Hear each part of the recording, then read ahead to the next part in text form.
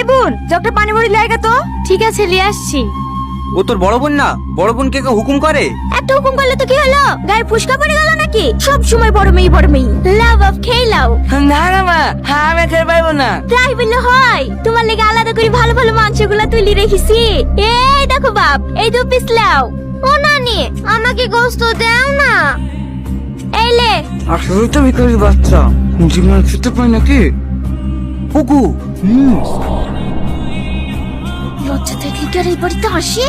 এবার যা করেন করলেন না, পরের বার একটু খেয়াল রাখবেন। এভাবে আমি কিন্তু ভিখারির সাথে বসে খেতে পারবো না। কি গো তোমার আবার কি হলো? আমার পেট ভরে গেছে। যত সময় দীক্ষিত বাপ, আর 1 পিস মাংস দিয়ে। না না, আমি খেতে পারবো না। তাহলে 1 পিস মাছ দি। আর তো খাওয়া যায়।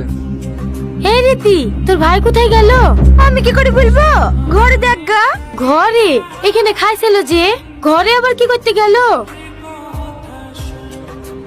ও আব্বু, বলো না তুমি কাঁদছো কেন? কই খাচ্ছি, চোখে পোকা পড়েছে, তুমি খাও। ওগো তোমার কি হয়েছে? কাঁদছো কেন?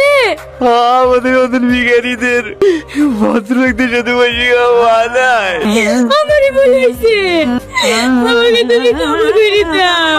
এই দেখো আমি কাঁদছি, জীবনে তোমাকে বাইরে বেরিয়ে আসার কথা বলবো না। আরে তুমি এরকম করছো কেন? তোমার কোনো দোষ নাই, সব দোষ আমার। আজিজ, এ আজিজ, হিরালা স্যার আপনারা হাসেন হাসেন ঘরে উঠে বসেন। আমরা এখানে বসতে আসিনি, চল থানায়। ঘুষখোর অপরাধে আমরা তোকে অ্যারেস্ট করতে এসেছি। না না স্যার, আমি তো জীবনে ঘুষ খাইনি। ঘুষ খাসনি অফিসার? আমাকে ক্ষমা করে দেন স্যার, আমি ভুল লেগেছে। এরকম কাজ আমি আর জীবনেও করবো না। আমি তো টাকা পয়সা আপনারা সব নিলে।